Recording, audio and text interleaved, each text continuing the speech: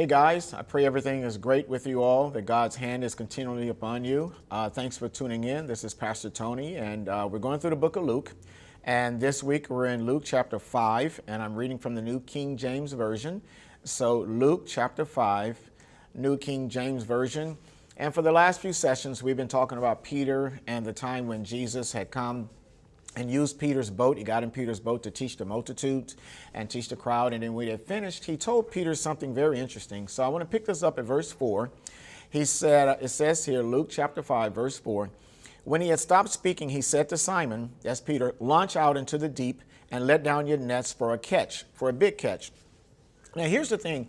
Peter had been out fishing already, had been out all night. We see in verse 5, he says, Master, we've toiled all night and caught nothing.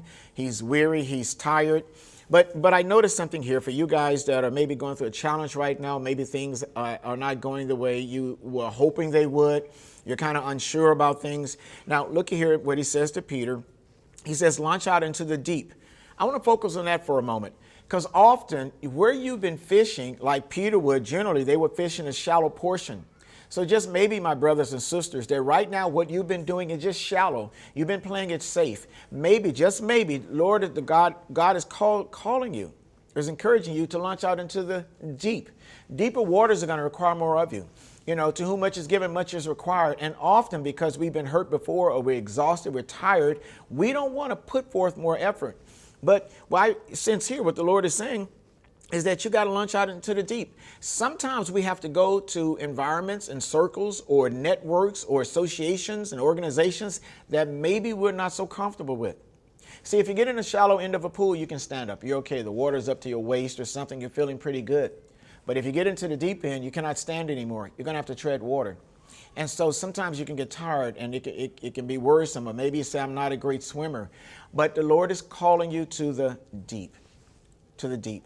And for some of you, where you've been fishing before, it hasn't been working. God is saying it's time to try it in another place. Maybe it just could be you just got to change geography. You get to a new location. But what happens with a lot of us, we're so comfortable where we are. You know, I grew up in Louisiana, and there's just certain kinds of food, the way we would talk, the way we would, you know, where I grew up, we didn't care about fashion. We came to California, everybody was into fashion. You know, so there's some adjustments that we have to make sometimes. It's not as comfortable. The people are different. Maybe they talk more eloquent. Maybe you need to go back to school. Maybe for some of you, I'm not sure what it is, but there is something else you need to do to move from the shallow to the deep. And this is what Jesus is telling Peter here. You've been in the shallow end. Now, Peter, it's time to go into the deep end. And you go into the deep end, and you take the skill set that I've given you, that I've put in you, and you let down your nets. And we all know from the previous sessions, Peter did this. He caught a boatload of fish. So I just sense that for some of you, that God is really telling you it's time to go deeper, deeper with him, deeper in your relationship with your spouse.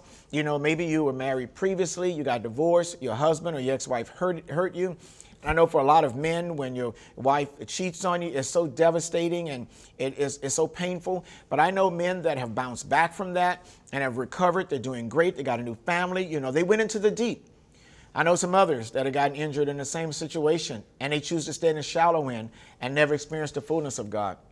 You know, I literally just thought of something. I was in Cozumel, an island down in the Caribbean off the coast of Mexico.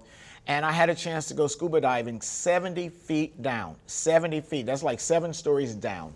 And it's one thing, you see the fish I saw at the surface, you know, we got the little tank on. And some of you guys have been scuba diving, snorkeling. You get the little snorkel and you're there looking at the fish and they're all colorful. But I'm going to tell you something, 70 feet down, that was a shift. I saw things you don't see at the surface.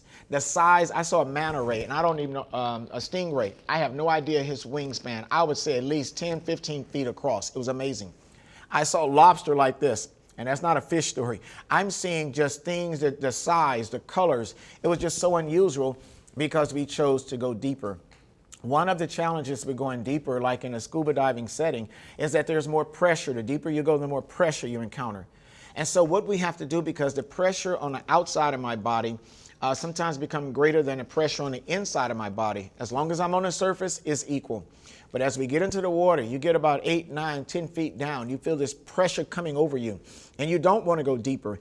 And so we have to squeeze and equalize, our sinus cavities. And then the pain goes away for a bit and we go deeper. But each time I'm going deeper and deeper, I have to keep equalizing because the pressure does increase. But if you really want to go deeper with the things of God, you really want to go deeper, you're going to have to learn to withstand the pressure. You're going to have to go to an area that maybe you're not familiar with. You're going to have to be around people that, I'm the only one in the group. You can be the only female, the only male, the only African American, the only white person, the only Latino. I don't know. But here's the thing. I know often God is requiring us to go deeper. And I love this about Peter. He did it. He was tired. He was weary. He had to convince his other team members. This is a lot. A lot was required of him. But notice something too. This is literally when Peter's ministry began. And often the challenge for us is that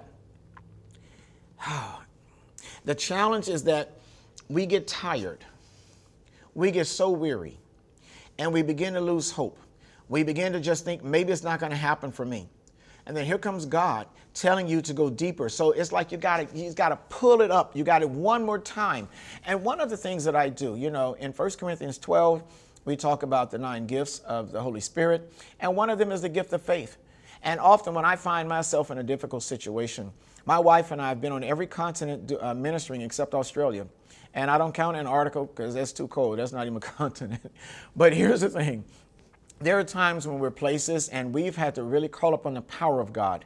I mean, dark places where, we didn't know anyone or things were just different or difficult or we encounter a situation where we really need the supernatural, the power of God to come into play, when we needed the miraculous and just those type things. But often it's been like, we've been we got jet lag, we've been over here for a while, and maybe, the water's different, food is different, or something like that. But I'm going to tell you something. This is when faith needs to arise. And so I believe here that's what had to happen with Peter. I'm sure he was tired. He was weary. But the scriptures clearly says in Galatians, don't get weary in well-doing. That means you can get weary. You can get tired. We're in these earthly bodies. I understand that. So I just want to encourage you all. I really want to encourage you that trust God, even in the most difficult situations, and stand again, rise again, believe again, hope again. And I believe God will move on your behalf.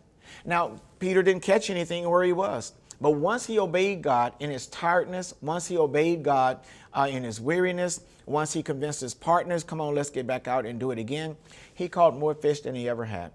And I think about this too, just in my eye, that all these fish that he caught, now he probably, they went to shore. He probably he sold the fish. Maybe he was able to pay some debt. I'm not sure. Or maybe some of the other people, they were so excited, wow, now they had more money than ever. And they got this like a bonus time for them. Wow. And maybe they had been believing or praying to God for something. So if you think about it for a moment, it didn't just bless Peter. It blessed those that he was with. So it's what my Pastor Ed Smith, calls a slop over blessing. I mean, it's so much for you, but it spills over to others. If you think about what it says about tithing, he'll open up the windows of heaven and pour you out a blessing. You won't have room enough to receive it all. King David talked about his cup overflowing. And so I want to live in that overflow part of life, not just indulge myself with some luxury and all that, but we are blessed to be a blessing. So our obedience, the scripture says, if you're willing and obedient, you'll eat the good of the land. And we see here that not only was Peter was blessed, but the others that were working with him were blessed also. So today I want to encourage you, launch out into the deep. Let down your nets with the faith expectation that you're going to catch more fish than you've ever caught. You're going to be blessed, and so will all those around you. Love you, praying for you. God bless you all.